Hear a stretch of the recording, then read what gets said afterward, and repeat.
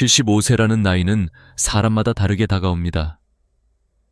어떤 분에게는 아직도 힘이 남아있다고 느껴지는 시기이지만 또 어떤 분에게는 이유를 알 수 없는 피로와 작은 변화들이 하나씩 모습을 드러내는 시기입니다. 저는 이 나이를 앞둔 많은 어르신들을 만나며 한 가지 공통점을 발견했습니다. 바로 75세는 어느 날 갑자기 찾아오는 절벽이 아니라 조용히 다가오다 어느 순간 문득 내가 예전의 내가 아니구나를 스스로 느끼게 되는 순간이라는 사실입니다. 그 순간은 충격처럼 느껴지지만 사실은 몸과 마음이 보내는 자연스러운 신호일 뿐입니다.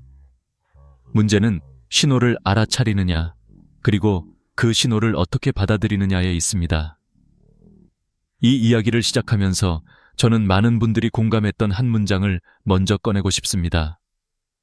75세. 이 나이는 끝이 아니라 인생의 속도가 달라지는 시점이다.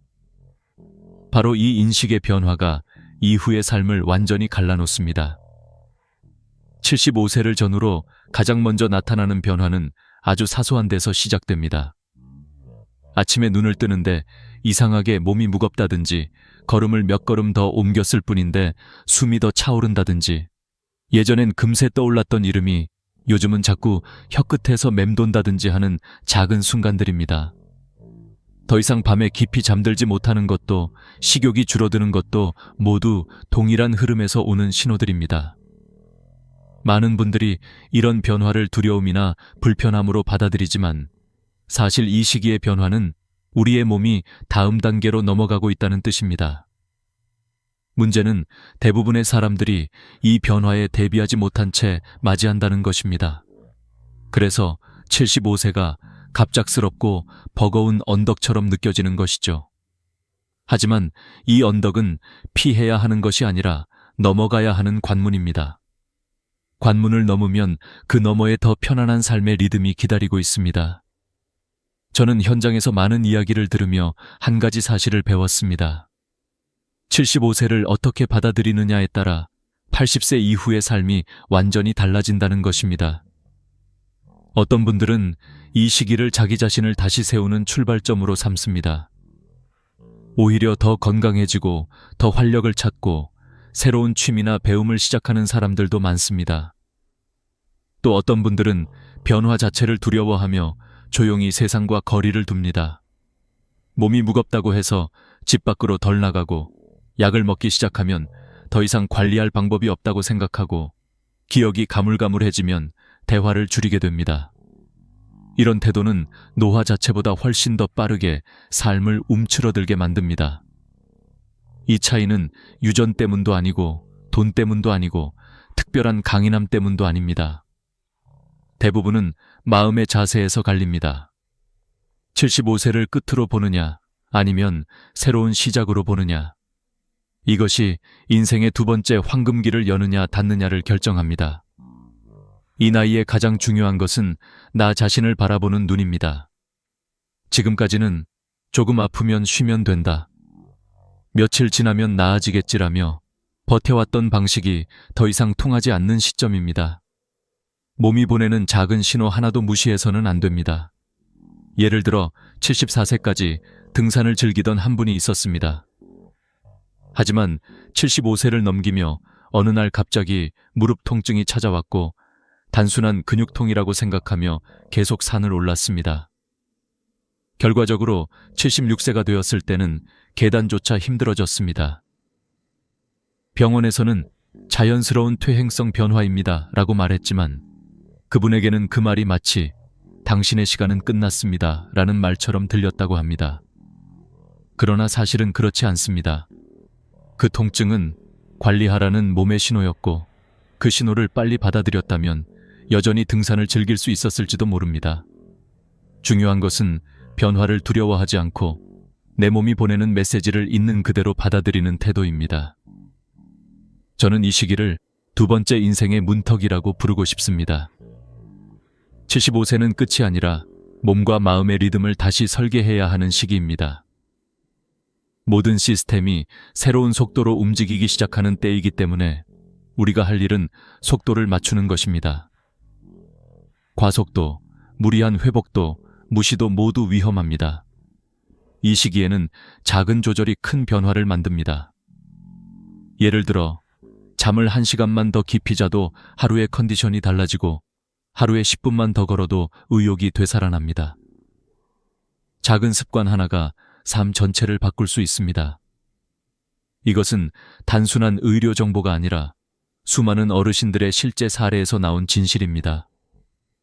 결국 75세의 몸은 약해지는 몸이 아니라 새로운 방식으로 나와 함께 살아가야 하는 몸입니다. 이 이야기를 시작하며 꼭 전하고 싶은 말이 있습니다. 지금이라도 늦지 않았습니다. 몸이 달라졌다고 해서 인생이 줄어든 것은 아닙니다. 삶의 방식이 바뀐 것뿐입니다. 이 변화를 받아들인 사람들은 오히려 75세 이후 더 많은 평온과 만족을 경험합니다. 하루의 리듬이 더 단정해지고 인간관계가 더 깊어지고 삶의 의미가 더 뚜렷해집니다. 그래서 저는 오늘 이 영상을 통해 많은 분들이 이 문턱을 두려움이 아닌 새로운 시작으로 바라보기를 바랍니다. 우리의 삶은 나이에 의해 결정되지 않습니다. 태도에 의해 결정됩니다. 75세는 인생의 끝이 아니라 다시 한번 일어설 수 있는 지점입니다. 이 문턱을 넘는 순간 진짜 인생이 시작됩니다. 75세를 전후로 가장 뚜렷하게 드러나는 변화는 바로 신체의 가속 노화입니다. 노화는 천천히 이루어진다고 흔히 생각하지만 실제 몸은 그렇게 단순하게 반응하지 않습니다. 마치 어느 순간 경계선을 넘어선 것처럼 갑자기 속도가 붙기 시작하고 그동안 천천히 진행되던 변화가 한 번에 뛰어오릅니다. 많은 전문가들은 이 시기를 몸의 붕괴선이 등장하는 순간이라고 부릅니다. 다시 말해 60대와는 완전히 다른 신체 조건이 나타나는 시점입니다. 사람들은 흔히 70세를 넘고 나면 몸이 조금씩 약해지는 것 정도로 생각하지만 75세가 넘기 시작하면 그 변화가 더 이상 조금씩이라는 표현으로 설명되지 않습니다. 그야말로 계단식 하락이 시작됩니다. 가장 먼저 나타나는 변화는 근육입니다. 우리 몸은 60세에서 70세까지 약 10% 정도 근육이 줄어듭니다. 그런데 같은 10년인 70세에서 80세 사이에는 근육의 30% 이상이 사라지는 것으로 알려져 있습니다. 남성은 허벅지 근육이 급격히 줄고 여성은 팔과 어깨 근육이 먼저 무너지기 시작합니다. 이 시기에 많은 어르신들이 예전에는 들 수 있었는데 지금은 왜 이렇게 무겁지? 라고 말하는 이유가 바로 여기에 있습니다. 근육이 줄어들면 단순히 기운이 없는 것이 아니라 균형 능력도 함께 떨어지기 때문에 사소한 걸림도 큰 낙상 사고로 이어질 수 있습니다. 실은 이 근육 변화가 많은 분들의 삶의 질을 완전히 바꾸는 결정적인 요인입니다. 근육만이 아닙니다. 75세를 기점으로 심장과 폐의 기능도 가파르게 떨어집니다. 심장의 펌프력이 약해지면서 한 번에 뿜어낼 수 있는 혈액량이 20% 가까이 감소합니다. 그래서 조금만 걸어도 금세 숨이 차고 예전엔 평범했던 계단 몇 칸이 갑자기 높은 산처럼 느껴지기 시작합니다. 폐활량 또한 20% 이상 줄어들기 때문에 산소를 흡수하는 능력 자체가 낮아지고 이 때문에 더 쉽게 피로해지고 회복 속도는 눈에 띄게 늦어집니다. 예전에는 하루 아프다가 다음날 금세 정상으로 돌아왔던 분들도 75세 이후에는 일주일이 걸리고 때로는 한 달이 걸리기도 합니다. 이것은 몸이 회복을 포기한 것이 아니라 단순히 속도가 바뀐 것입니다. 문제는 많은 분들이 그 속도의 변화를 인정하지 않고 예전처럼 행동하려 하면서 오히려 몸에 더 큰 부담을 주게 된다는 점입니다. 또 하나 주목해야 할 변화는 혈액순환의 저하입니다. 심장이 약해지면서 말초 혈액순환이 떨어지고 이로 인해 손발이 차가워지고 기운이 빠지는 느낌이 지속적으로 나타납니다. 어떤 분들은 혈액순환 문제를 단순한 추위로만 생각하지만 사실 이것은 몸의 에너지 시스템이 전반적으로 속도를 늦추고 있다는 신호입니다. 특히 여성의 경우 폐경 이후 혈액순환의 변화가 더 극명하게 나타나기 때문에 75세 이전과 이후의 차이를 더 극적으로 느끼기도 합니다. 이 모든 변화는 단순한 노화가 아니라 의학적으로 가속 노화 구간이라고 부르는 생리적 전환점입니다. 하지만 이 시기를 지나고 난 뒤에는 다시 속도가 일정해지는 특징이 있습니다. 그래서 전문가들은 한 목소리로 말합니다. 75세를 어떻게 넘기느냐가 80세 이후 건강 수명의 방향을 결정한다. 다시 말해, 이 시기만 잘 관리하면 80세, 90세 이후에도 건강하게 지낼 가능성이 매우 높아진다는 뜻입니다. 그렇다면 75세의 몸이 무너지는 이유는 무엇일까요? 첫째는 회복력의 감소입니다. 20대는 근육이 찢어져도 하루면 회복됩니다. 40대는 이틀, 60대는 사흘이 걸립니다. 그런데 75세 이후부터는 일주일이 지나도 회복이 더뎌지고 때로는 회복이 완전히 이루어지지 않는 경우도 있습니다. 둘째는 신경계 반응 속도에 저하입니다. 신경이 예전보다 느리게 움직이기 때문에 작은 근육들이 제 역할을 제대로 하지 못하고 균형 잡는 능력도 떨어집니다. 셋째는 호르몬 감소입니다. 남성과 여성 모두 노화 호르몬이 줄어들면서 체력과 회복력 전체가 영향을 받습니다. 하지만 여기서 중요한 사실이 있습니다. 이 가속 노화 구간은 막을 수 없는 것이 아니라 속도를 늦출 수 있는 것입니다. 실제로 매일 30분의 가벼운 근력 운동만 꾸준히 해도 근육 감소 속도가 절반 이상 늦춰진다는 연구 결과가 있습니다. 또 하루 20분 걷기만 해도 심폐기능 저하를 안정적으로 늦출 수 있다는 보고도 있습니다. 많은 분들이 이 나이에 운동해서 뭐하나 라고 말하지만 사실 이 시기에 하는 운동은 30대보다 더 큰 효과를 냅니다. 왜냐하면 이미 빠르게 약해지는 구간이기 때문에 조금만 자극을 줘도 몸이 훨씬 즉각적으로 반응하기 때문입니다. 근력 운동은 심할 필요도 없습니다. 의자 스쿼트, 가벼운 아령 들기, 천천히 계단 오르기 같은 아주 사소한 동작들이 75세 이후의 몸을 지탱하는 핵심이 됩니다. 또한 단백질 섭취는 더 이상의 선택이 아니라 필수입니다. 하루 수십 개 단백질을 추가로 섭취하면 근육 감소를 크게 줄일 수 있으며 이는 곧 일상생활의 독립성과 직결됩니다. 먹는 것이 귀찮아지고 식욕이 줄어드는 나이이지만 이 시기엔 운동보다 중요한 것이 단백질 관리라는 말이 나올 정도로 섭취량이 매우 중요해집니다. 결국 75세의 몸은 약해지는 것이 아니라 속도가 달라지는 것입니다. 이 속도를 이해하고 맞춰 살아가면 몸은 오래 버틸 수 있습니다. 그리고 그 적응이 바로 인생의 두 번째 황금기를 여는 문이 됩니다. 몸이 보내는 신호를 인정하는 순간 그 신호는 경고가 아니라 안내서가 됩니다. 지금부터는 몸과 싸우는 것이 아니라 몸과 함께 살아가는 방식이 필요합니다. 그 첫 번째 단계가 바로 가속 노화의 존재를 이해하고 그 변화의 리듬에 나를 맞추는 것입니다. 75세를 넘어서면서 많은 분들이 가장 크게 느끼는 변화는 바로 기억력입니다. 왜 이렇게 이름이 안 떠오르지? 방에 뭐 하러 들어왔지? 약속은 생각나는데 시간이 가물가물하네. 이런 순간들이 잦아지면서 사람들은 스스로 걱정하기 시작합니다. 혹시 내가 치매가 오는 건 아닐까? 혹은 뇌가 급격히 나빠진 건 아닐까? 하지만 의학적으로 보면 이것은 병이 아니라 뇌가 새로운 방식으로 작동하기 시작했다는 신호입니다. 문제는 이 변화를 어떻게 이해하느냐입니다. 두려움으로 받아들이면 뇌의 기능은 더 빠르게 떨어지고 자연스러운 단계라고 받아들이면 뇌는 새로운 길을 다시 만들어냅니다. 뇌의 중심 기억기관인 해마는 나이가 들수록 기능이 서서히 줄어듭니다. 하지만 75세 전후에는 특히 그 속도가 한층 가속됩니다. 연구에 따르면 60대 후반과 비교했을 때 75세 이후 해마의 기능은 약 30%가량 감소한다고 합니다. 뇌세포가 갑자기 사라지는 것이 아니라 뇌세포들 사이의 연결이 느려지고 신호 전달 속도가 늦어지면서 생기는 변화입니다. 쉽게 말해 예전에는 5차선 고속도로였던 뇌의 정보 전달이 이제는 2차선 일반도로가 된 것입니다. 그래서 정보가 좀 더 천천히 도착하고 어떤 정보는 교통체증처럼 잠시 길을 잃습니다.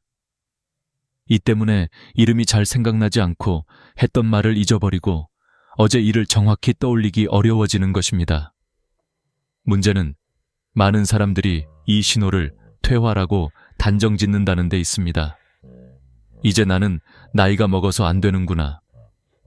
이 한 문장이 뇌를 더 빠르게 굳게 만듭니다.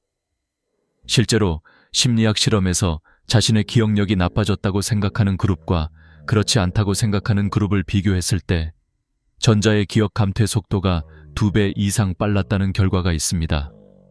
뇌는 마음의 상태에 매우 민감한 기관이기 때문입니다. 하지만 희망적인 사실도 있습니다.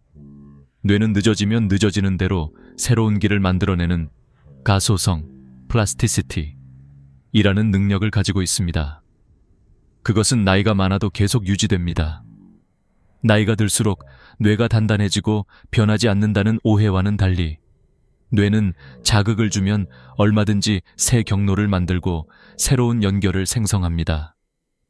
이것은 뇌는 쓰면 좋아지고 안 쓰면 굳는다는 오래된 진리를 다시 확인시켜 줍니다. 75세 이후 기억력 저하를 극복하는 데 있어 가장 효과적인 방법 중 하나는 바로 짧은 회상 훈련입니다. 예를 들어 아침에 일어나 가족에게 어제 저녁 먹었던 반찬 하나를 떠올려 이야기하는 것입니다. 이 단순한 행동이 해마를 자극하며 뇌세포 간 연결을 강화합니다. 또 다른 방법은 신문 기사나 뉴스를 한 줄로 요약하는 것인데 단어 선택과 문장 구성이라는 언어적 처리 과정이 뇌 전체를 활발하게 움직이게 합니다. 실제로 75세 이상의 어르신들이 매일 5분씩 글쓰기나 회상 대화를 6달 동안 꾸준히 했을 때 기억력 점수가 평균 15% 이상 향상됐다는 연구도 있습니다. 이 시기에 꼭 기억해야 할 원칙이 하나 있습니다. 외우려고 애쓰지 말고 표현하려고 노력하라. 나이가 들수록 암기 능력은 떨어지지만 감정 기반 기억은 훨씬 오래갑니다. 어떤 일을 정확히 기억하는 것보다 그 일에서 느꼈던 감정이나 생각을 이야기하는 것이 오히려 뇌의 회로를 튼튼하게 만듭니다.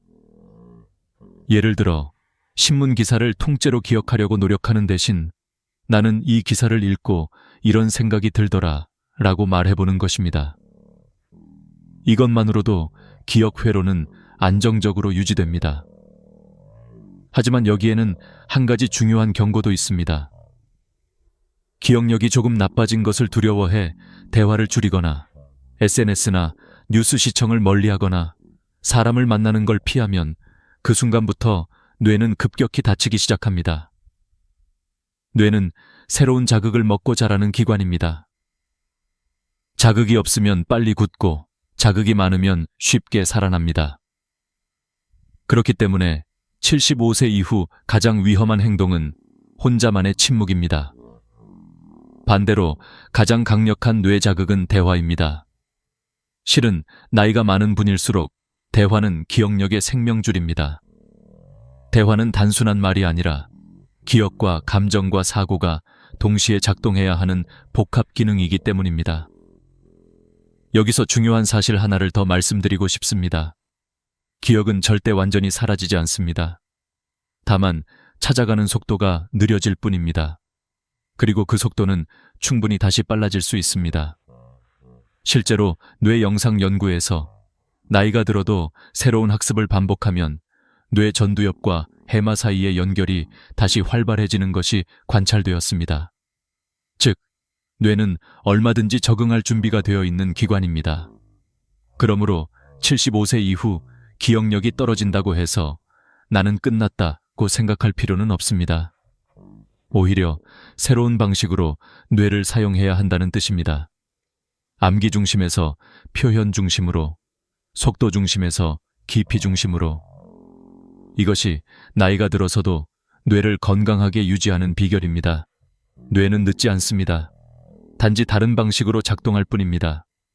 그리고 그 방식을 이해하는 순간 우리는 다시금 뇌와 함께 살아갈 수 있습니다.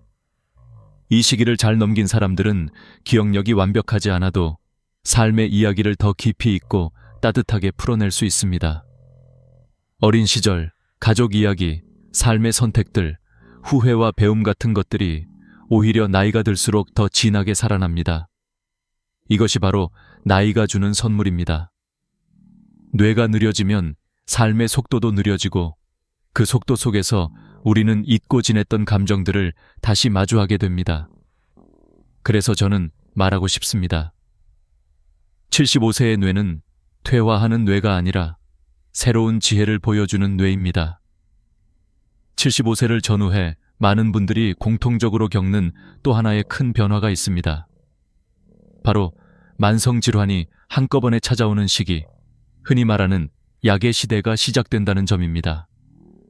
고혈압 약을 먹기 시작하자마자 당뇨 약이 추가되고 그 다음엔 콜레스테롤 약까지 따라옵니다. 처음엔 이것만 먹으면 괜찮아지겠지 라고 생각하지만 어느 순간 약봉투가 늘어나 있고 식탁 한쪽에는 매일 챙겨야 할 알약들이 줄지어 놓이게 됩니다. 많은 분들이 이 시점에서 불안해합니다. 도대체 왜 이렇게 갑자기 여러 질환이 한꺼번에 찾아오는 걸까? 내 몸이 급격히 나빠진 걸까? 하지만 진짜 이유는 몸이 약해졌다기보다 우리 몸의 대사 시스템 전체가 동시에 연결되어 있기 때문입니다. 의학적으로 75세 전후는 복합성 질환 시기라고 불립니다. 이는 혈압, 혈당, 지질, 콜레스테롤, 이 서로 영향을 주고받으며 하나가 나빠지면 다른 것들도 연쇄적으로 무너지는 시기를 의미합니다. 예를 들어 혈당이 올라가면 혈관벽이 약해지고 그 결과 혈압이 상승합니다. 혈압이 높아지면 혈관이 손상되고 손상된 혈관에는 콜레스테롤이 쉽게 쌓입니다. 이처럼 하나의 질환이 다른 질환을 부르고 또 다른 질환을 불러 3종 세트가 되는 것입니다. 이런 이유 때문에 실제로 75세 이상 어르신의 40% 이상이 2가지 이상 만성질환을 동시에 앓는 것으로 조사됩니다. 문제는 병 그 자체가 아닙니다. 진짜 문제는 약입니다. 여러 병원에서 진료를 받다 보면 서로 처방이 겹치거나 성분이 중복되는 경우가 흔합니다. 같은 성분의 약을 이름만 다르게 2알씩 먹는 경우도 있고 한 약의 부작용을 막기 위해 또 다른 약이 추가되는 경우도 있습니다. 이렇게 약이 많아지면 가장 먼저 무너지는 것이 바로 균형입니다. 어지럼증, 피로감, 구역감, 식욕 저하 같은 증상들이 나타나게 되고 이것이 다시 낙상사고로 이어지기도 합니다. 실제로 75세 이후 낙상의 상당수가 약물 부작용에서 비롯된다는 보고도 있습니다. 저는 이 이야기를 할 때마다 꼭 강조하는 말이 있습니다. 75세 이후 건강의 핵심은 치료가 아니라 조율이다. 병을 없애는 것보다 약을 조절하고 몸이 어떤 반응을 보이는지 섬세하게 관찰하는 것이 훨씬 더 중요합니다. 예를 들어 약을 바꾸고 난 뒤 갑자기 피곤해지거나 식욕이 없어졌다면 그 작은 변화 하나가 몸이 보내는 중요한 신호일 수 있습니다. 그래서 저는 많은 어르신들에게 권합니다. 약의 변화가 있을 때는 작은 메모라도 꼭 남겨두세요. 이런 기록들은 다음 진료에서 의사가 판단을 내리는데 결정적인 자료가 됩니다. 또 한 가지 중요한 점은 대부분의 어르신들이 약은 의사가 알아서 하는 건이라고 생각하지만 실제로는 본인이 스스로 관리해야 하는 부분이 50% 이상이라는 사실입니다. 특히 약 중복은 본인이 챙기지 않으면 누구도 대신 확인해주지 않습니다.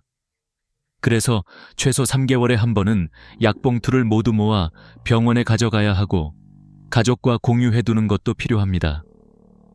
요즘은 스마트폰으로 약봉투 사진을 찍어 보내는 것만으로도 큰 도움이 됩니다.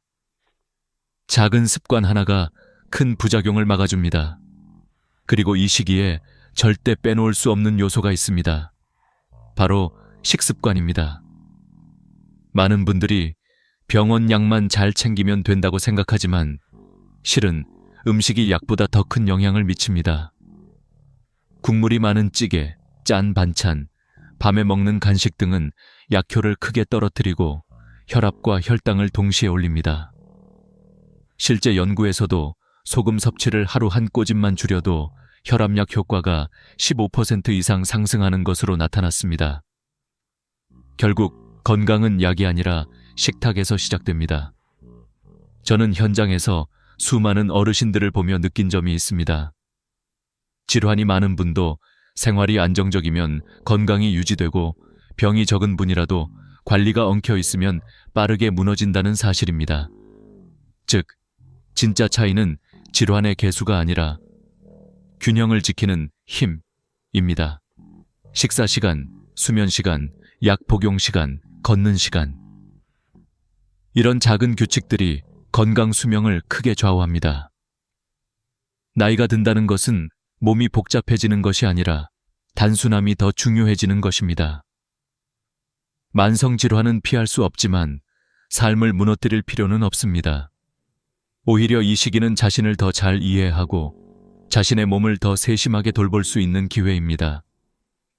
몸은 말하지 않지만 변화를 아주 정확하게 알려줍니다. 우리는 그 신호를 읽기만 하면 됩니다.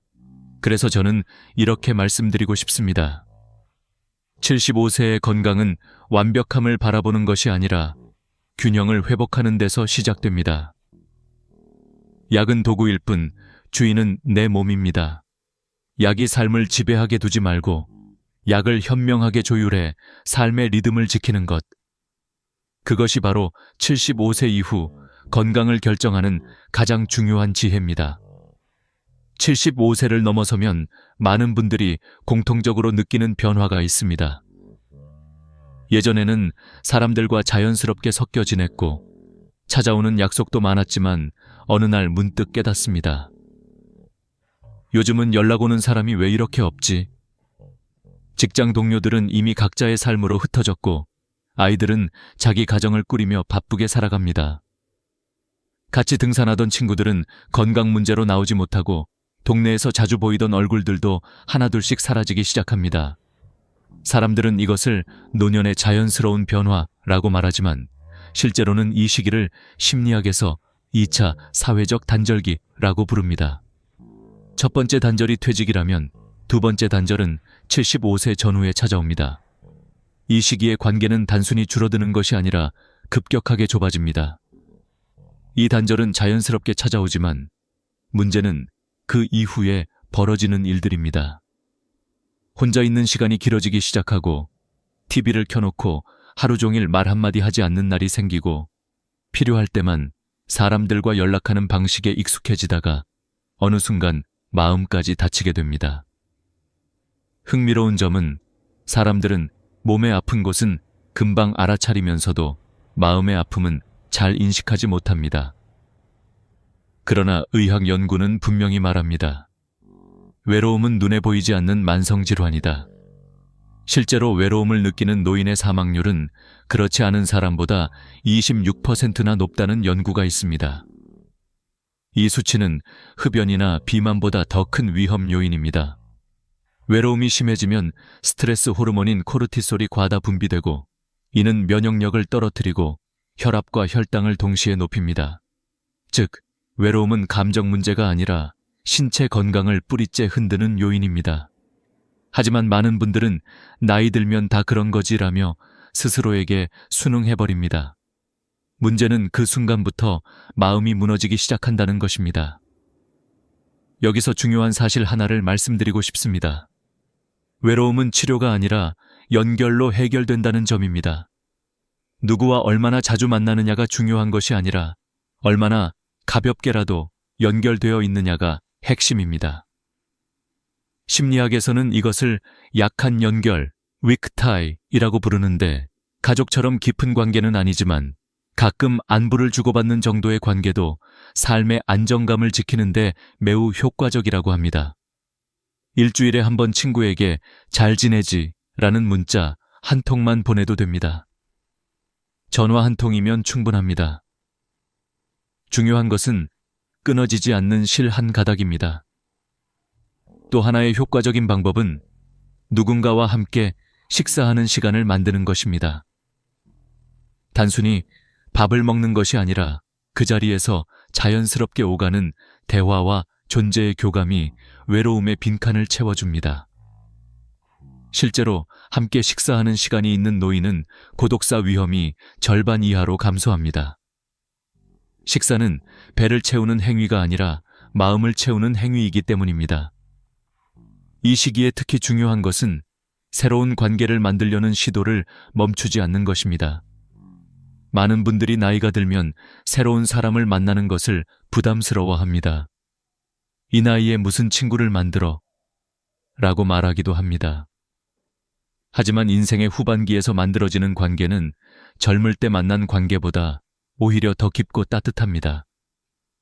사람들은 나이가 들수록 조건이나 이해관계를 떠나 사람 자체로 연결되기 때문입니다. 복지관의 취미반, 평생교육센터의 글쓰기 모임, 교회나 성당의 작은 봉사 모임, 동네 걷기 모임, 이런 곳들은 어르신들의 마음에 큰 위로를 주고 있습니다. 그리고 여기에는 더 중요한 사실이 있습니다. 관계는 나이를 먹지 않습니다. 나만 마음을 조금 열면 언제든 새롭게 시작할 수 있습니다. 나이 75세에 생긴 인연이 20년을 이어가는 경우도 흔히 있습니다. 중요한 건 언제나 첫걸음입니다. 한 번만 나가보면, 한 번만 참여해보면, 한 번만 인사를 건네면 생각보다 훨씬 따뜻한 세계가 기다리고 있습니다. 저는 여러 어르신들의 이야기를 들으며 공통된 깨달음을 얻었습니다. 75세 이후 삶을 바꾸는 것은 큰 돈도, 뛰어난 건강도, 오랜 인맥도 아닙니다. 단지 연결되어 있으려는 작은 의지입니다. 집 안에만 머무는 분과 일주일에 한 번이라도 사람을 만나는 분의 삶은 단순한 차이가 아닙니다. 그 차이는 마음의 밝기, 표정의 온도, 하루의 활력에서 극명하게 드러납니다. 마지막으로 꼭 기억해야 할 말이 있습니다. 혼자보다 함께일 때 늙음은 훨씬 가벼워진다. 이 시기 가장 큰 백신은 사람입니다. 관계는 우리를 지키고 외로움은 우리를 무너뜨립니다. 75세 이후 건강을 지키는 가장 강력한 처방전은 바로 연결입니다. 그리고 그 연결은 여러분이 손을 조금만 내밀면 언제든 만들어낼 수 있습니다. 75세를 지나면서 또 하나의 큰 파도가 조용히 밀려옵니다. 바로 경제적 불안과 삶의 의미의 흔들림입니다. 사람들은 종종 이렇게 말합니다. 나이 들면 고민이 줄어들 줄 알았는데 걱정은 오히려 더 많아지네. 그 말 속에는 숨겨진 진실이 있습니다. 75세 전후는 인생에서 가장 많은 변화를 겪는 시기이며 그 변화는 몸과 관계뿐 아니라 돈과 존재감에서도 극명하게 드러나기 때문입니다. 경제적인 부분부터 이야기해 보겠습니다.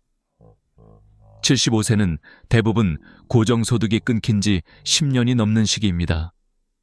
국민연금을 받고 있다고 해도 생활비, 관리비, 통신비 같은 고정비는 그대로 유지됩니다. 여기에 병원비, 약값 혹은 갑작스러운 검사 비용까지 더해지면 예상보다 훨씬 빨리 통장이 비어가는 현실을 마주하게 됩니다. 또한 손주들의 결혼, 가족의 갑작스러운 지출 등은 언제든 찾아올 수 있습니다. 그래서 많은 어르신이 이 시기에 반복해서 같은 질문을 던집니다. 앞으로 5년, 10년, 과연 버틸 수 있을까? 경제적 불안은 단순히 돈의 문제가 아닙니다. 몸과 마음 전체를 흔드는 파급력 있는 스트레스입니다. 돈 걱정이 커지면 잠이 얕아지고 얕은 잠은 혈압과 혈당을 불안정하게 만듭니다. 스트레스 호르몬이 상승하면서 면역력은 떨어지고 결국 병원비가 더 늘어나는 악순환이 시작됩니다. 그래서 전문가들은 75세 이후의 경제 관리를 돈 관리가 아니라 불안 관리라고 부릅니다. 얼마나 남았는지보다 이번 달에 얼마가 나갈지 아는 것이 훨씬 더 중요합니다. 예측 가능성은 곧 안정감이기 때문입니다. 생활비를 관리하는 가장 현명한 방법은 단순합니다. 고정비와 변동비를 명확히 나누는 것입니다. 관리비, 보험, 통신비 같은 고정비는 자동이체로 설정하여 예측 가능한 흐름을 만들고, 변동비인 식비, 외식비 용도는 한도 봉투로 나누어 사용하면 지출 감각이 되살아납니다. 이 방법은 나이가 들수록 더 강력한 효과를 보입니다. 왜냐하면 눈에 보이는 돈이 스트레스를 줄이고 감정적 불안을 크게 낮춰주기 때문입니다. 여기에 또 하나의 중요한 선택지가 있습니다. 주택연금 혹은 장기요양보험 같은 제도적 장치입니다. 집을 담보로 매달 안정적인 금액을 받거나 장기요양 등급을 받아 돌봄 비용을 줄이는 방법은 생각보다 훨씬 큰 안정감을 줍니다. 많은 분들은 이런 제도가 자신과 상관없다고 생각하지만 실제로 75세 이후의 삶을 안정적으로 지탱하는 데 매우 큰 역할을 합니다. 경제적 여유는 금액의 크기가 아니라 예상할 수 있는 흐름에서 비롯됩니다. 그러나 75세 이후 가장 큰 고민은 단순히 돈이 아닙니다. 진짜 두려움은 바로 내가 이제 어떤 역할을 해야 하지? 라는 질문입니다. 회사에서는 더 이상 불리지 않고 가정에서도 자신의 역할이 줄어들고 사회에서는 조용히 뒷자리에 앉아야 할 것 같다는 느낌이 듭니다. 이때 사람들은 흔히 이런 말을 합니다. 나 같은 사람이 이제 뭐 필요하겠어? 하지만 이것만큼 위험한 생각은 없습니다. 이 생각은 마음의 근육을 무너뜨리고 의욕을 사라지게 하며 삶의 리듬을 서서히 잠식합니다. 그리고 결국 우울감, 무기력, 건강 악화로 이어지는 악순환이 시작됩니다. 하지만 반대로 이 시기에 자신의 존재 이유를 다시 찾은 사람들은 눈에 띄게 삶의 활력을 회복합니다. 심리학 연구에서도 나는 아직도 누군가에게 도움이 되는 사람이다 라고 느끼는 노인은 그렇지 않은 사람보다 평균 7년을 더 건강하게 산다고 밝혀졌습니다. 존재감은 단순한 감정이 아니라 면역력을 높이고 몸의 회복력을 키우는 강력한 에너지입니다. 그렇다면 75세 이후 삶의 의미를 어떻게 다시 세울 수 있을까요? 첫 번째는 작은 나눔의 루틴을 만드는 것입니다. 거창한 봉사활동을 말하는 게 아닙니다. 하루에 한 번 누군가에게 따뜻한 말을 건네는 것, 옆집에 반찬 하나 나누는 것, 손주에게 짧은 메시지 한 줄 보내는 것. 이런 작은 행동들이 마음의 활력을 되살립니다. 나눔은 내가 여전히 누군가에게 필요한 존재라는 사실을 스스로 깨닫게 해줍니다. 두 번째는 배움의 끈을 이어가는 것입니다. 평생교육센터, 온라인 강좌, 독서 모임 등 배움의 자리는 생각보다 많습니다. 새로운 것을 배우는 행위는 단순한 지적 활동이 아니라 자기 자신에게 전하는 메시지이기도 합니다. 나는 여전히 성장할 수 있다. 이 메시지가 삶의 의욕을 다시 불러일으키고 뇌를 젊게 유지시키는 힘이 됩니다. 세 번째는 아주 작은 목표라도 매일 하나씩 이루는 것입니다. 하루 10분 걷기, 식물 물 주기, 손주에게 엽서 쓰기. 이런 사소해 보이는 목표들이 삶의 리듬을 지탱합니다. 목표가 있다는 것은 하루를 의미 있게 만드는 강력한 장치입니다. 저는 여러 어르신의 이야기를 통해 한 가지 확신을 갖게 되었습니다. 75세는 끝이 아니라 재정립의 나이라는 것. 몸이 바뀌고 관계가 바뀌고 환경이 바뀌어도 마음의 방향은 언제든 새롭게 조정할 수 있습니다. 삶의 의미를 잃지 않은 사람은 늙지 않습니다. 그 사람은 방향을 가진 존재이고 여전히 앞으로 걸어가는 사람입니다. 그리고 마지막으로 드리고 싶은 말이 있습니다. 인생은 오래 사는 것이 아니라 의미 있게 사는 것이다. 75세는 인생의 종착지가 아니라 인생의 뜻을 더 깊이 새기는 시기입니다. 지금 여러분의 삶은 결코 늦지 않았습니다. 이제부터 시작입니다. 60살. 솔직히 말해서 이 나이가 되면 이런 생각 한 번쯤 하게 됩니다. 이제 뭐 더 바꿀 게 있나? 남은 인생 그냥 버티다가 가는 거지. 그런데 제가 수천 명의 어르신들을 만나며 깨달은 것은 전혀 달랐습니다. 인생을 행복하게 마무리하신 분들과 끝까지 후회와 한숨 속에 계셨던 분들 사이에는 공통된 갈림길이 하나 있었습니다. 그 나이가 바로 60세였습니다. 30대, 40대, 50대까지는 어떻게든 앞만 보고 달릴 수 있습니다. 가정 때문에, 자식 때문에, 회사 때문에 참고 견디며 버티는 삶이 가능합니다. 그런데 60이 되면 더 이상 참는 힘만으로는 인생이 굴러가지 않습니다. 그때부터는 마음가짐을 바꾸느냐, 그대로 버티느냐에 따라 남은 전부가 갈라집니다. 저는 이렇게 말씀드리고 싶습니다.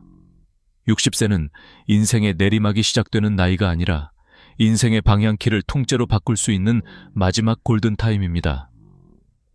이 시기에 마음의 기어를 갈아 끼우지 않으면 70대, 80대, 90대까지 그대로 참는 패턴으로 흘러가게 됩니다. 반대로 60세에 딱 한 번 용기를 내어 이제부터는 나를 위해 살겠다고 선언하는 분들은 같은 나이인데도 표정부터 완전히 달라집니다. 눈빛이 부드러워지고 웃음에 여유가 생기고 말끝에 감사가 묻어납니다. 병원 대기실에서 한숨만 쉬며 순번을 기다리는 분들 사이에서 조용히 책을 읽거나 간단한 간식을 나눠 먹으며 웃는 분들이 꼭 있습니다. 제가 옆에 앉아 이야기를 나눠보면 거의 예외 없이 이렇게 말씀하십니다. 60 넘어서 마음을 바꾸니까요. 인생이 정말 다르게 보이더라고요. 생각해보면 우리는 인생 전반전을 남을 위해 쓰는데 너무 익숙해져 있습니다. 어린 시절에는 부모의 기대에, 청년기에는 직장의 기대에, 중년에는 자식의 기대에 맞추느라 정작 나는 무엇을 좋아하는 사람인지를 생각해볼 시간조차 없었습니다. 그러다 60이 되어 정년을 하거나 직장에서 밀려나거나 아이들이 독립하고 나면 문득 공허한 구멍이 하나 생깁니다. 이제 나는 누구지? 나는 뭘 위해 살아야 하지? 이 질문 앞에서 어떤 분은 스스로를 더 몰아붙입니다. 그래, 아직 더 벌어야지. 아직 자식들 위해 더 참고 아껴야지. 반면 다른 분은 이렇게 마음을 돌립니다. 이제는 나도 나를 위해 살아도 되지 않을까? 남은 시간만큼은 내 인생의 주인공으로 서보고 싶다. 이 작은 차이가 10년, 20년 뒤 삶의 모습과 표정을 완전히 갈라놓습니다. 제가 기억에 남는 한 할아버지가 계십니다. 60대 초반까지는 늘 인상에 그늘이 드리워져 있었던 분이었습니다. 평생 회사 다니며 가족만 돌봤고 본인은 술 한 잔, 옷 한 벌 마음대로 사본 기억이 없다고 했습니다. 정년을 하고 나서도 자식들 결혼과 손주 교육비를 걱정하며 더 아끼고 또 아끼는 삶을 이어가고 계셨죠. 그런데 어느 날 검진에서 큰 이상은 아니지만 분명한 경고를 받았습니다. 당뇨 초기, 혈압도 높고 콜레스테롤도 꽤 올라가셨습니다. 지금처럼 살면 몇 년 안에 큰 병 오실 수 있어요. 그 말을 들은 그날 밤, 그분은 혼자 생각했다고 합니다. 내가 이 나이까지 이렇게 참고 살았는데 정작 남은 인생은 병원에서 보내면 그게 무슨 의미가 있나. 그리고 조용히 결심했다고 합니다. 지금부터 남은 20년은 나도 나를 위해 써보자. 그 후로 그분은 하루 중 단 1시간이라도 무조건 나를 위한 시간으로 정했습니다. 아침마다 동네를 천천히 산책하고 카페에 앉아 따뜻한 커피 한 잔을 여유롭게 마시고 젊을 때 배우고 싶었던 수채화를 시작했습니다. 자식들에게도 분명히 말했습니다. 이제 아버지는 아버지 인생도 좀 살 거다. 너희 도와줄 수 있는 만큼은 돕지만 내 노후를 다 내어주지는 않을 거야. 처음엔 서운해하는 기색도 있었지만 시간이 지나면서 오히려 자식들이 더 편안해졌습니다. 아버지가 늘 희생만 하는 사람이 아니라 자기 삶을 스스로 책임지는 어른으로 서 있는 모습이 든든했기 때문입니다. 그분은 제게 이렇게 말했습니다. 선생님, 돈을 더 모으는 것보다 표정을 되찾는 게 먼저더라고요. 웃을 수 있게 되니까 병도 덜 무서워졌어요. 이렇듯 60세의 전환점에서 가장 중요한 것은 거창한 계획이 아닙니다. 직장을 다시 잡거나 인생 2막 창업을 하거나 세계 일주를 떠나는 것만이 답은 아닙니다. 진짜 중요한 것은 조용하지만 단단한 선언입니다. 이제부터는 남은 인생을 나답게 살겠다. 그리고 아주 구체적인 질문을 스스로에게 던져보는 것입니다. 내가 정말 좋아하는 건 뭘까? 나를 편안하게 해주는 시간은 언제일까? 나는 누구와 있을 때 가장 내 모습일까? 이 질문에 정답은 없습니다. 누군가는 텃밭을 가꾸는 시간이 행복일 수 있고, 누군가는 동네 목욕탕 다녀오는 길에 따뜻한 공기가 행복일 수 있습니다. 중요한 것은 더 이상 남이 정해준 행복이 아니라 내가 느끼는 행복을 기준으로 삼는 것입니다. 60세의 마인드 리셋은 결국 이런 선언에서 시작됩니다. 이제는 참기만 하는 인생을 그만두겠다. 남은 시간만큼은 나를 위해 쓰겠다. 돈도, 시간도, 마음도. 물론 이 말을 입 밖으로 꺼내는 것이 처음에는 낯설고 죄책감이 들 수도 있습니다. 한국 사회에서 우리는 너무 오랫동안 부모라면 그래야지, 가장이라면, 자식이라면 이라는 말에 묶여 살아왔기 때문입니다. 하지만 잘 생각해보면 나 스스로도 행복하지 않은 사람이 정말로 자식에게, 배우자에게, 주변 사람에게 따뜻한 에너지를 줄 수 있을까요? 내 마음이 늘 말라 있다면 결국 그 건조함이 말투와 표정, 분위기를 통해 가족들에게 고스란히 전해지게 됩니다. 그래서 저는 이렇게 말씀드립니다. 나를 위해 사는 것은 이기적인 것이 아니라 오히려 주변 사람을 위해 필요한 일입니다. 이제 질문을 하나 던져보겠습니다. 만약 앞으로 20년이 더 남아있다면 당신은 그 시간을 어떻게 보내고 싶으신가요? 여전히 통장 잔고만 바라보며 조금만 더 하다가 어느 날 갑자기 병상 위에서 뒤늦게 후회하며 눈을 감고 싶으신가요? 아니면 오늘 하루라도 작은 기쁨 하나를 내 손으로 만들어가며 그래, 그래도 내 인생 참 괜찮았지라고 웃으며 마지막을 맞이하고 싶으신가요? 정답은 이미 마음속에 있을 것입니다. 인생의 전환점은 어느 날 저절로 오지 않습니다. 내가 결심하는 순간, 그때가 바로 전환점이 됩니다. 그리고 그 결심을 하기 가장 좋은 때가 바로 지금 60세입니다. 아직 늦지 않았습니다. 아니, 지금이 딱 좋을 때입니다. 남은 인생을 버티며 살 것인지, 아니면 즐기며 살 것인지, 지금 이 순간 당신의 선택에 달려 있습니다. 그리고 하나만 더 솔직하게 말씀드려 보겠습니다. 우리 세대는 참는 법은 누구보다 잘 배웠지만 즐기는 법은 제대로 배워본 적이 없습니다. 남을 위해 희생하는 것은 익숙하지만 나를 위해 투자하는 것은 어색합니다. 그래서 막상 시간이 나도 무엇을 해야 할지 모르겠고, 돈을 써도 죄책감이 앞서고, 쉬고 있어도 어딘가 불안합니다. 하지만 이제는 그 낡은 습관을 조금씩 내려놓을 때입니다. 오늘 하루 중 단 10분이라도 남이 아닌 나를 위한 시간을 정해보세요. 누가 뭐라 하지 않아도 되는 시간, 눈치를 보지 않아도 되는 순간, 오직 나를 위해 숨을 고르는 그 짧은 틈이 인생 후반전을 바꾸는 시작점이 됩니다. 저 역시 많은 어르신들의 이야기를 들으며 마음속으로 여러 번 다짐했습니다. 나도 60이 되면 그때부터라도 꼭 내 인생의 방향키를 내가 잡아야지. 인생은 끝에서 되돌릴 수 없습니다. 하지만 지금 이 자리에서 오늘의 선택은 바꿀 수 있습니다. 60이라는 숫자에 겁먹지 마시고 오히려 이렇게 속삭여 보세요. 그래, 드디어 내 인생을 나답게 시작할 시간이다. 그렇게 마음을 바꾸는 순간 세상이 조금 다르게 보이기 시작할 것입니다. 같은 집, 같은 거리, 같은 사람들인데도 내 마음이 달라지면 풍경이 달라집니다. 그것이 바로 60세 마인드 리셋의 첫 번째 기적입니다. 혹시 지금 화면을 보고 계신 당신도 마음 한구석에 이런 생각이 들지 않나요? 그래도 이미 너무 늦은 건 아닐까?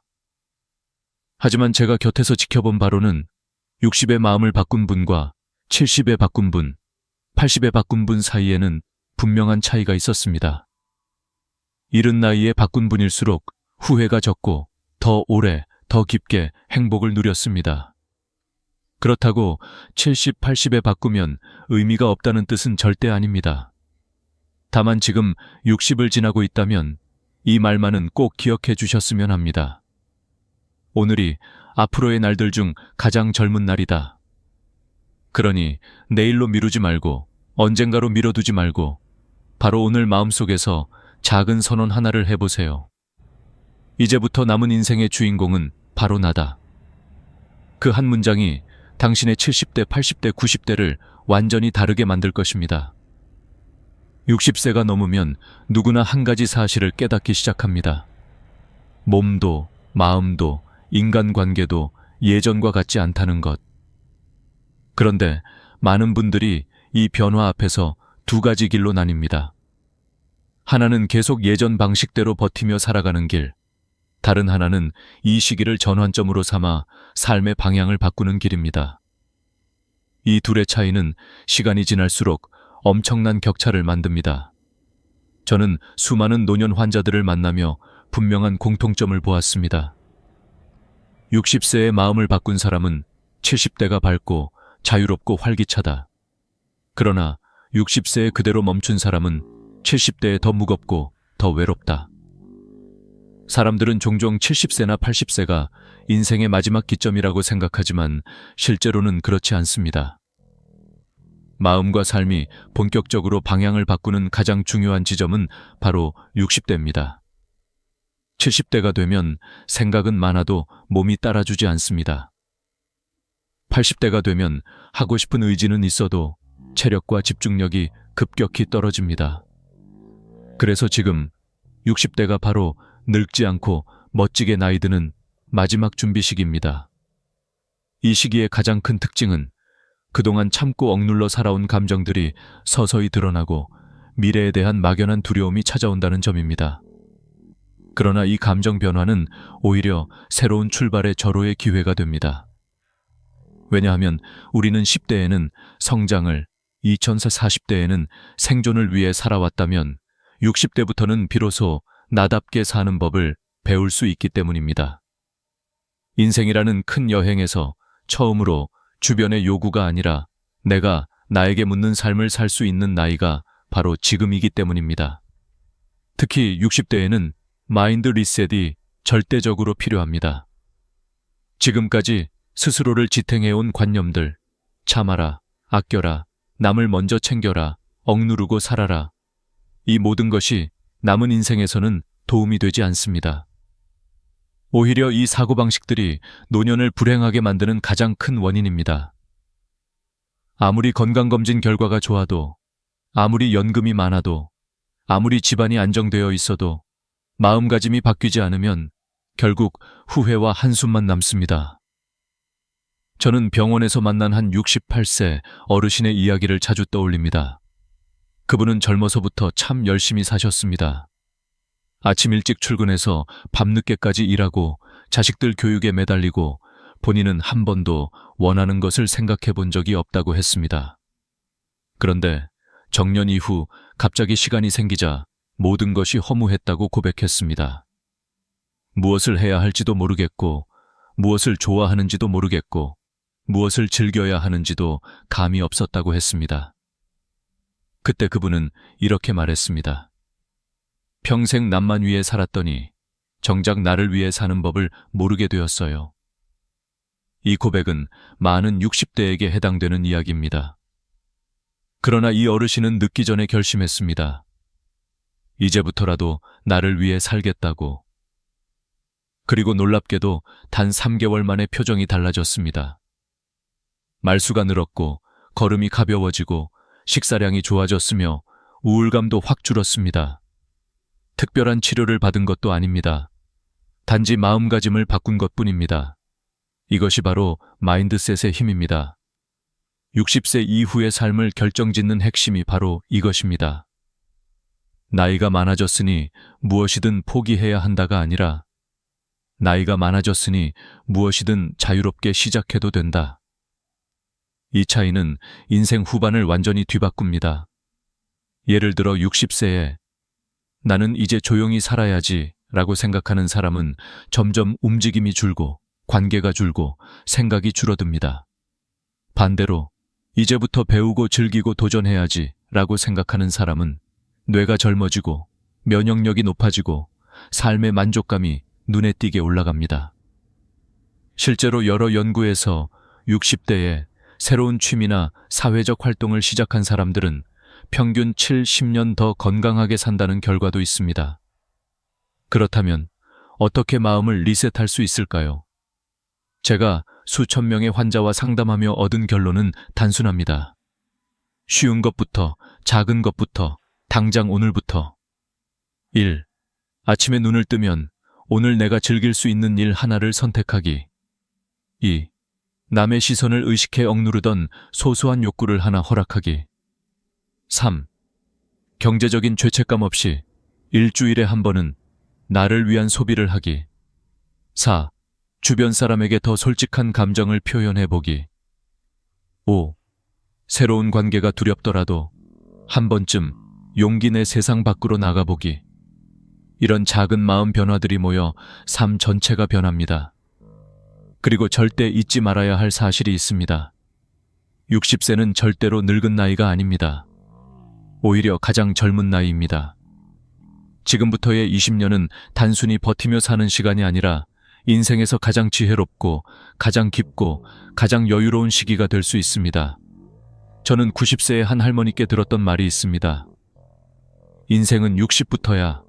그전엔 준비만 하느라 바빴지. 그 말이 저는 아직도 잊히지 않습니다.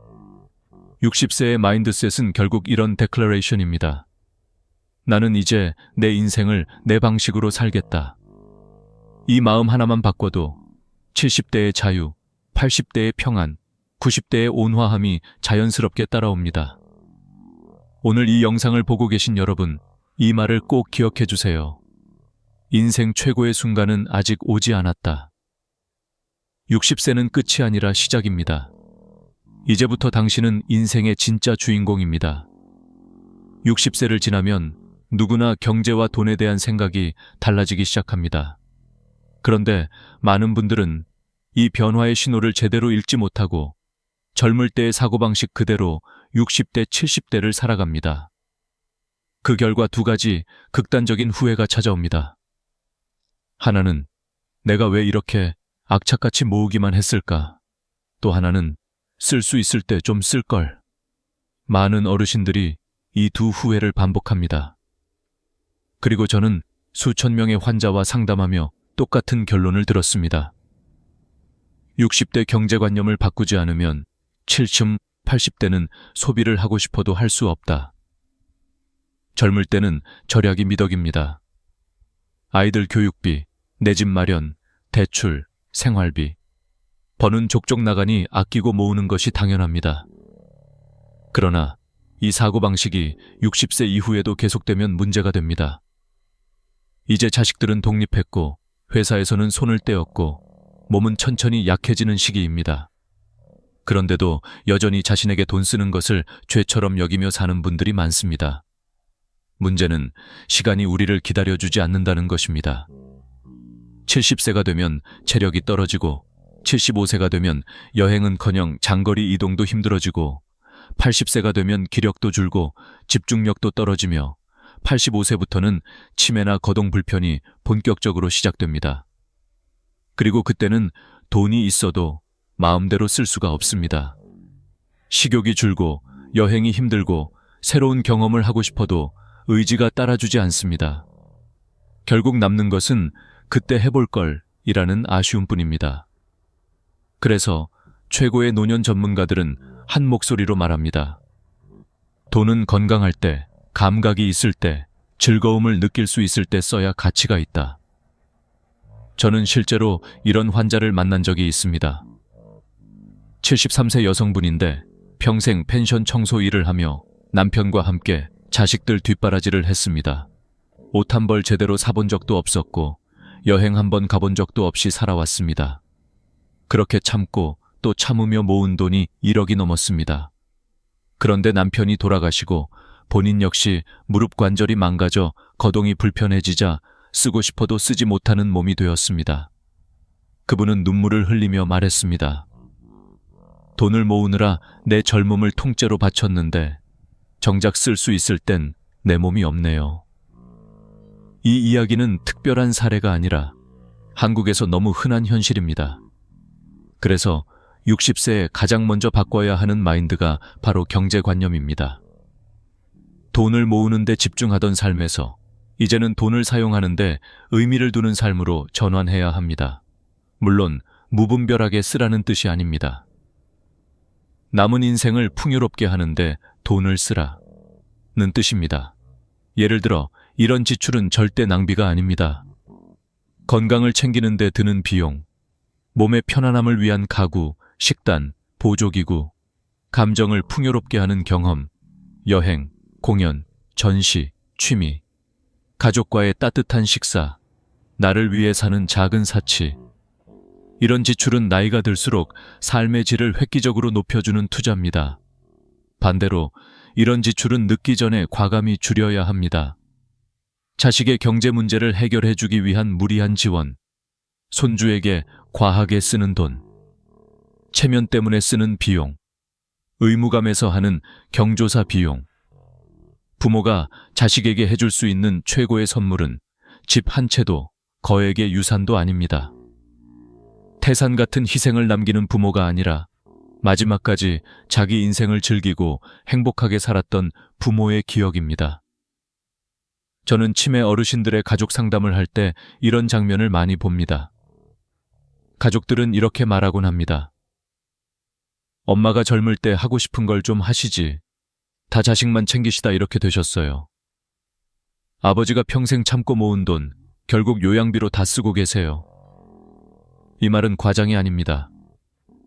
실제로 노인 장기요양보험 제도가 있어 많은 어르신들이 시설 비용을 연금으로 충당할 수 있습니다. 결국 많은 분들이 아끼고 모은 것을 지금 자신이 누리지 못한 채 생애 끝에서 사용하게 됩니다. 그렇다면 이 질문을 스스로에게 던져보아야 합니다. 나는 내가 즐기기 위해 살 것인가? 남을 위해 인생을 다 쏟아부을 것인가? 자식을 사랑하지 말라는 것이 아닙니다. 하지만 자식의 삶은 자식의 몫, 그리고 나의 삶은 나의 몫입니다. 부모가 지나치게 자식을 책임지려 하면 결국 두 사람 모두 불행해집니다. 부모는 자신의 인생을 잃고 자식은 스스로 설 기회를 잃습니다. 진정한 사랑은 서로 독립시키는 것입니다. 따라서 60대 이후의 경제 마인드는 이렇게 바뀌어야 합니다. 1. 내 인생의 마지막 20년을 풍요롭게 하는데 돈을 쓴다. 2. 자식 문제는 사회 시스템과 본인의 능력에 맡긴다. 3. 돈은 모으는 것이 아니라 순환시키며 쓰는 것이다. 4. 건강 경험 관계에 투자하는 소비는 아끼지 않는다. 남의 시선보다 내 만족감을 기준으로 소비를 결정한다. 특히 제 환자들 중 가장 행복한 노년을 보내는 분들의 공통점이 있었는데 그들은 하나같이 이렇게 말했습니다. 돈은 써야 가치가 생긴다. 안 쓰면 숫자일 뿐이다. 한 가지 기억해 주세요. 나이가 들면 가장 소중한 것은 돈이 아니라 시간입니다. 그리고 그 시간은 생각보다 훨씬 빨리 지나갑니다. 60세 이후에 20년은 길지 않습니다. 그러니 지금이 바로 내가 원하는 삶에 돈을 쓰는 연습을 시작할 때입니다. 그리고 마지막으로 저는 이렇게 말씀드리고 싶습니다. 절약은 젊을 때의 습관이고 행복은 나이 들어 배우는 기술이다. 여러분의 노년이 풍요롭고 아름다워지길 진심으로 바랍니다. 돈을 쓰는 것이 사치가 아니라 남은 인생을 사랑하는 가장 솔직한 방식입니다. 60세 이후의 삶을 결정짓는 또 하나의 중요한 요소는 건강에 대한 마음가짐입니다. 많은 사람들이 이 시기에 건강검진, 각종 수치, 의사의 말 한마디에 지나치게 민감해지고 작은 통증 하나에도 극도로 불안해합니다. 물론 건강을 챙기는 것은 매우 중요합니다. 하지만 문제는 대부분의 사람들이 건강을 관리하는 것이 아니라 건강을 통제하려고 한다. 는 데 있습니다. 그리고 이 통제 욕구는 오히려 노년을 더 힘들게 만듭니다. 저는 병원에서 60대, 80대 환자들을 만나며 반복해서 들은 말이 있습니다. 의사 말대로 약도 다 먹고 음식도 조절하고 운동도 했는데 왜 더 피곤하죠? 이 질문에는 공통된 심리가 숨어 있습니다. 완벽한 건강을 만들고 싶다. 정상 수치를 유지해야 한다. 아프지 않게 살고 싶다. 이런 마음들입니다. 하지만 60세 이후 건강관리의 핵심은 완벽함이 아니라 공존입니다. 즉, 병을 없애는 것이 아니라 병과 함께 사는 지혜를 배우는 것입니다. 우리는 나이가 들면 자연스럽게 혈압이 오르고 혈당이 높아지고 콜레스테롤 수치가 올라갑니다. 이것은 이상한 일이 아니라 너무나 정상적인 일입니다. 그런데 많은 분들이 이 변화마저도 문제로 받아들이며 고쳐야 한다는 생각에 집착합니다. 그 결과 약을 한 움큼씩 챙겨 먹기 시작하고 몸이 조금만 이상해도 병원을 전전하며 불안 속에 하루를 보냅니다. 이런 삶은 몸보다 마음을 더 지치게 합니다. 제가 진료에서 가장 많이 경고하는 것이 있습니다. 바로 다약제 복용, 폴리파마시입니다. 5가지, 10가지 약을 꾸준히 먹다 보면 몸은 점점 무거워지고 머리는 멍해지고 집중력은 떨어지고 심지어 우울감까지 생깁니다. 그러다 보면 사람들이 말합니다. 나이가 드니까 머리가 흐릿한 건가? 하지만 실제로는 치매가 아니라 약물 부작용인 경우가 매우 많습니다. 한 76세 할머니 환자분이 있었습니다. 그분은 어느 날 갑자기 손발이 떨리고 집중이 안 된다고 했습니다. 가족들은 치매 초기라고 걱정했고요. 그런데 제가 약 목록을 보니 혈압약 2종류, 당뇨약 2종류, 콜레스테롤약 1종류, 수면제, 진통제까지 총 9가지였습니다. 제가 약을 4가지로 줄여드렸습니다. 그리고 한 달 뒤 할머니는 환하게 웃으며 병원에 오셨습니다. 선생님, 머리가 맑아지고 손떨림도 없어졌어요. 치매인 줄 알았는데 그냥 약 때문이었네요. 이렇듯 노년의 건강 문제는 질병보다 약물과 불안이 만드는 경우가 훨씬 많습니다. 그렇다면 60세 이후 건강을 어떻게 대해야 할까요? 정답은 단순합니다. 심각하지 않은 병은 오히려 적당히 관리하며 사는 것이 훨씬 현명하다. 혈압이 조금 높다. 나이에 충분히 있을 수 있는 일. 혈당이 약간 올라갔다. 식사 조절과 가벼운 운동이면 충분. 콜레스테롤이 높다. 당장 약부터 먹기보다 생활 패턴을 먼저 점검. 몸이 여기저기 아프다. 자연스러운 노화 과정. 무엇보다 중요한 것은 지금 내가 일상생활을 하는데 큰 불편이 없는지, 그리고 오늘 하루의 컨디션이 괜찮은지입니다. 검사 결과나 숫자의 인생 전체를 맡기면 마음이 병들기 시작합니다. 저는 환자들에게 항상 이렇게 말합니다. 수치는 참고일 뿐, 당신의 삶은 숫자보다 몸의 느낌을 따라야 합니다. 이 말은 과장이 아닙니다. 수치를 가장 열심히 관리하는 사람일수록 정신적 스트레스와 불안이 높고 오히려 건강을 해치는 경우가 적지 않습니다. 반면 적당히 관리하면서도 내 몸을 믿는 마음을 가진 분들은 표정이 밝고 수면질이 좋고 삶의 안정감이 높습니다. 그리고 여기서 매우 중요한 깨달음이 있습니다. 60대 이후에 건강을 깎아먹는 가장 큰 원인은 병 자체가 아니라 두려움입니다. 두려움은 면역력을 낮추고 호흡을 얕게 하고 잠을 빼앗고 모든 병의 회복을 더디게 합니다. 이 두려움을 이기는 법은 완벽하게 관리하려는 것을 멈추는 것입니다. 저는 한 82세 할아버지 환자분에게 들은 말이 지금도 잊히지 않습니다. 나이가 들면 병은 친구처럼 같이 가는 거예요. 너무 미워하면 더 아픕니다. 이 말에는 깊은 지혜가 담겨 있었습니다. 60세 이후 건강관리의 진짜 핵심은 이렇습니다. 완벽을 버리고 두려움을 줄이고 몸의 신호를 존중하고 약물보다 생활 리듬을 우선하고 병을 적으로 보지 말고 동반자로 바라보는 것. 병을 없애려고 싸우면 인생이 피곤해지고 병과 함께 살아갈 줄 알면 인생이 가벼워집니다. 물론 여기서 중요한 것은 방치하라는 뜻이 절대 아닙니다. 필요한 검진은 하고 필요한 약은 먹어야 합니다. 다만 과한 관리가 오히려 불행을 만든다는 사실을 잊지 말라는 것입니다. 그리고 마지막으로 60세 이후 건강의 진짜 기준은 삶의 불편함이 적은가이지 수치가 정상인가가 아닙니다. 조금 아프면 어떻습니까? 조금 수치가 높으면 어떻습니까? 오늘을 즐길 수 있는 마음, 걷고 싶은 의지, 웃을 수 있는 여유가 있다면 그것이 바로 건강입니다. 그리고 이 사실을 받아들이는 순간 여러분의 70대와 80대는 훨씬 더 평온해지고 삶이 훨씬 더 따뜻해질 것입니다. 60세 이후 많은 분들이 가장 크게 후회하는 것이 무엇인지 아십니까? 돈도 아니고 성취도 아니고 명예도 아닙니다.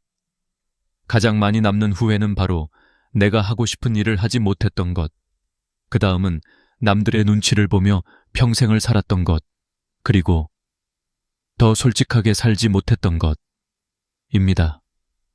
저는 수많은 노년 환자들과 가족 상담을 하며 한 가지 공통된 사실을 깨달았습니다. 나이가 들수록 후회는 커지고 용기는 줄어들며 기회는 점점 사라진다. 이것은 냉정하지만 부정할 수 없는 현실입니다. 60대가 된 지금 반드시 마음을 바꾸어야 하는 이유는 바로 이 때문입니다. 지금 하지 않으면 평생 못할 일이 너무 많기 때문입니다. 저는 호스피스 병동에서 일하는 한 간호사가 들려준 이야기를 잊을 수 없습니다. 1000명이 넘는 임종 환자와 함께한 그녀는 사람들이 죽기 직전 가장 많이 후회하는 5가지를 정리했습니다. 그 목록은 너무도 솔직했고 너무도 아팠습니다. 1. 내가 원하는 삶을 살지 못한 것. 일만 하다. 가족과 시간을 보내지 못한 것. 3. 감정을 솔직하게 표현하지 못한 것. 친구들과의 관계를 유지하지 못한 것. 행복을 선택하지 않은 것. 이 5가지는 20대, 30대, 40대에는 이해하기 어려울 수 있지만 60대가 되면 하나하나가 가슴에 콕 박히는 문장들입니다. 그런데 중요한 것은 이 5가지 후회는 누구나 갖게 된다는 점입니다. 그러나 지금부터 반대로 살면 누구나 후회를 줄일 수도 있습니다. 첫 번째 후회. 원하는 삶을 살지 못했다. 대부분의 사람들은 자신이 아닌 남을 위해 삽니다. 부모의 기대, 사회의 기준, 회사의 목표, 자식의 미래. 그러다 자기 삶은 잠시도 돌아보지 못하고 어느새 60이 되어 있습니다. 이제는 늦지 않았습니다. 남은 인생만큼은 내가 원하는 삶을 선택하십시오. 두 번째 후회. 일만 하다 가족과 시간을 보내지 못했다. 돈을 벌기 위해, 책임을 지기 위해, 가족을 위해 일했다고 생각하지만 정작 가족이 가장 원하는 것은 돈이 아니라 함께한 시간입니다. 60이 넘었다면 이제는 일보다 관계를 우선해야 합니다. 자식과 손주, 배우자와의 시간은 지금 이 순간 지나가면 다시 오지 않습니다. 세 번째 후회. 감정을 표현하지 못했다. 한국의 많은 어르신들이 가장 어려워하는 것이 바로 표현입니다. 고마움, 사랑, 미안함, 속상함. 이 모든 감정을 마음속에만 묻어두었다가 마지막 순간이 되어서야 후회합니다. 제가 92세 할아버지에게 들은 말이 있습니다. 사람은 미워도 말해야 하고 좋아도 말해야 해. 말하지 않으면 마음이 늙어버려. 감정은 표현할 때 관계가 살아나고 표현할 때 마음이 젊어집니다. 네 번째 후회. 친구들과의 관계를 유지하지 못했다. 나이가 들수록 우리는 가족보다 친구를 더 그리워합니다. 우정을 이해하고 나이를 이해하고 인생을 이해하는 건 가족이 아니라 친구이기 때문입니다. 고령 환자들이 가장 많이 하는 말은 이것입니다. 친구들 얼굴이 갑자기 보고 싶어요. 하지만 나이가 들수록 먼저 연락하는 사람이 줄어들고 그렇게 관계는 조용히 끊어져 갑니다. 지금이라도 전화하십시오. 간단한 문자 한 통이면 충분합니다. 잘 지내? 이 5글자가 외로움을 막는 최고의 예방약입니다. 5번째 후회. 행복을 선택하지 않았다. 많은 사람들은 행복을 결과라고 생각합니다. 성공하면 행복해지고, 돈을 벌면 행복해지고, 자식이 잘 되면 행복해진다고 생각합니다. 하지만 임종을 앞둔 사람들은 이렇게 말합니다. 행복은 선택이었어요. 내가 선택하지 않아서 불행했던 거지. 행복은 상황이 아니라 태도입니다. 동일한 상황에서도 어떤 사람은 감사하고 어떤 사람은 불만스럽습니다. 이 차이는 삶의 질을 극적으로 바꿉니다. 그렇다면 60대 이후에는 어떻게 살아야 할까? 간단합니다. 후회와 반대로 살면 됩니다. 남 눈치 보지 말고 하고 싶은 일을 하세요. 일보다 인간관계를 앞세우세요. 사랑한다, 고맙다, 보고 싶다. 표현하세요. 친구에게 먼저 연락하세요. 행복을 선택하세요. 행복은 찾는 것이 아니라 결정하는 것입니다. 그리고 이 결정은 오직 당신만이 내릴 수 있습니다. 이제 남의 인생을 살아주는 삶은 끝내십시오. 이제부터는 늦지 않았습니다. 당신의 삶을 되찾을 수 있습니다. 후회를 줄이는 길은 어렵지 않습니다. 지금 이 순간 하고 싶은 것 하나를 선택하는 것에서 시작합니다. 마지막으로 제가 만난 98세 할머니가 하신 말을 전해드리고 싶습니다. 슬픔도 많았고 아픔도 많았지만 그래도 웃으며 살아보려고 애쓴 날들이 결국 내 인생이더라. 그분의 미소는 세상 무엇보다 아름다웠습니다. 60세 이후의 인생은 결코 늦은 시간이 아닙니다. 오히려 가장 깊고 가장 진짜다운 인생이 시작되는 순간입니다. 여러분도 이 순간을 놓치지 않기를 바랍니다. 60세를 지나 70대에 접어드는 순간 인생은 또 한 번 조용히 갈라집니다. 누군가는 의욕을 잃고 모든 일을 내려놓으며 조용히 늙어가고 또 누군가는 갑자기 삶이 더 재밌어졌다고 말합니다. 이 둘의 차이는 단순한 운도 아니고 특별한 능력도 아닙니다. 바로 자기만의 세계를 가진 사람인가 아닌가의 차이입니다. 제가 수많은 70대와 80대 어르신들을 만나면서 내린 결론은 아주 명확했습니다. 70대에 빛나는 사람들은 60대부터 자기 세계를 지켜온 사람들이다. 이 자기 세계란 거창한 것이 아닙니다. 하루에 10분 책을 읽는 사람, 작은 텃밭을 가꾸는 사람, 조용히 동네 산책을 즐기는 사람, 바둑 두는 사람, 글을 쓰거나 라디오를 듣는 사람. 이런 작은 나만의 시간이 쌓여서 70대, 80대의 삶을 지탱하는 힘이 됩니다. 반대로 60대에 귀찮다, 피곤하다, 이제 뭘 해?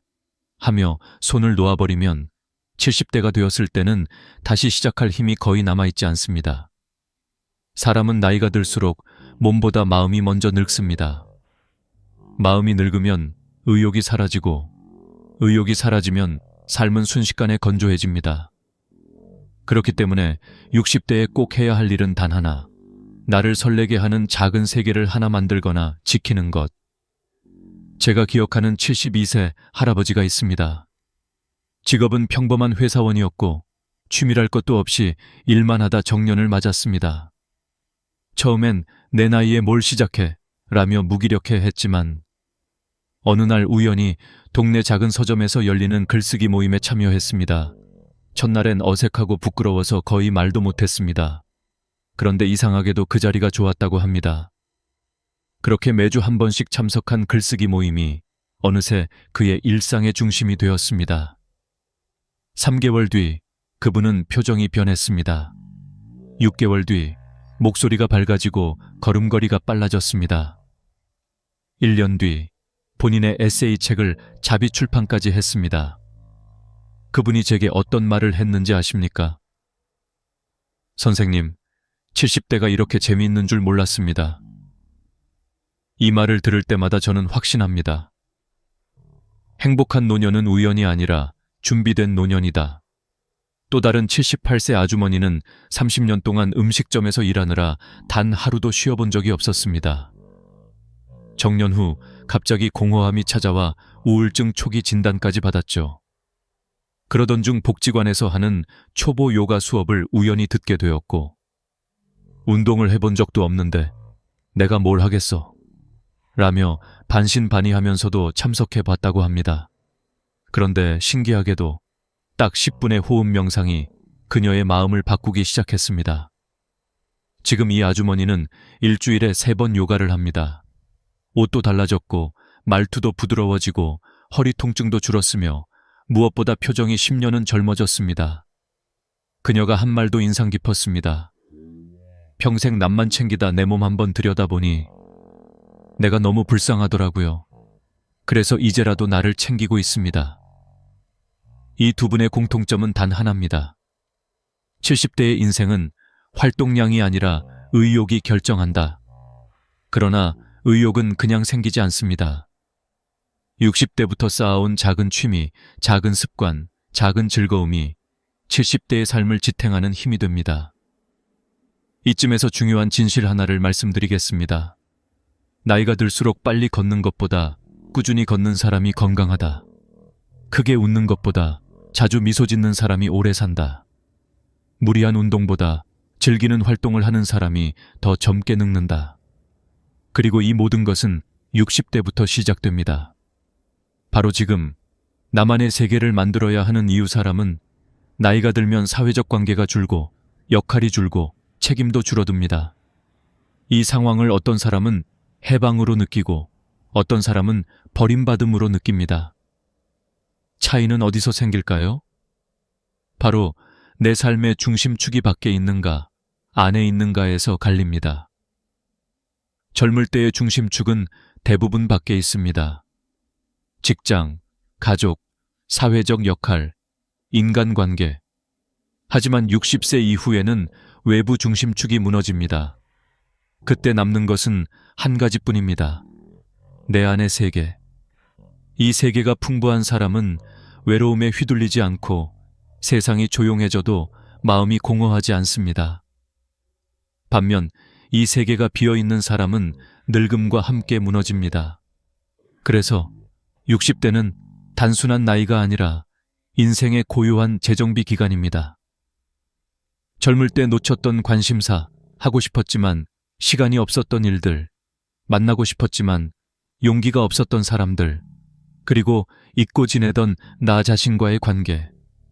모든 것을 천천히 다시 세우는 시기입니다. 80세, 90세가 밝고 행복해지는 비밀. 저는 많은 장수 어르신을 보며 하나의 공통점을 찾았습니다. 그들은 모두 하루를 즐기는 능력을 가지고 있었습니다. 그 능력은 절대 저절로 생기지 않습니다. 40대에 생기는 것도 아니고 50대에 충동적으로 생기는 것도 아닙니다. 60대 때부터 천천히 만들어지는 능력입니다. 좋아하는 음악 한 곡, 매일 마시는 따뜻한 차, 산책하며 마주치는 같은 동네 사람, 오랫동안 쓰던 나만의 작은 도구들, 취미방의 책상에 놓인 낡은 연필, 일주일에 한 번 참여하는 동아리 모임, 일기장 한 장을 채우는 10분. 바로 이런 작고 사소한 것들이 70대의 고독을 막아주고 80세의 건강을 유지해주며 90세의 존엄을 지켜줍니다. 그리고 이제 마지막 질문. 당신의 70대는 어떤 모습이었으면 좋겠습니까? 외로움 속에 TV만 바라보는 모습입니까? 아니면 가볍게 웃고 자신이 좋아하는 일을 천천히 즐기는 우아한 70대입니까? 모든 것은 60대인 지금의 선택에 달려 있습니다. 늦지 않았습니다. 당신은 지금 인생의 가장 중요한 시점을 통과하고 있습니다. 그리고 그 시점에 필요한 것은 단 하나입니다. 나만의 세계를 지키는 용기. 마지막으로 85세 그림작가 할머니가 제게 했던 말로 이 부분을 마치고 싶습니다. 젊을 땐 바빠서 못 그리고 중년엔 책임 때문에 못 그렸고 60 넘어서 용기 내 그렸더니 85에 난 이제야 진짜 나로 산다. 여러분의 60대가 바로 그런 시작이 되길 바랍니다. 지금이 바로 인생이 가장 깊어지는 시간입니다. 여러분은 아직 충분히 젊습니다. 그리고 앞으로 더 아름다워질 수 있습니다.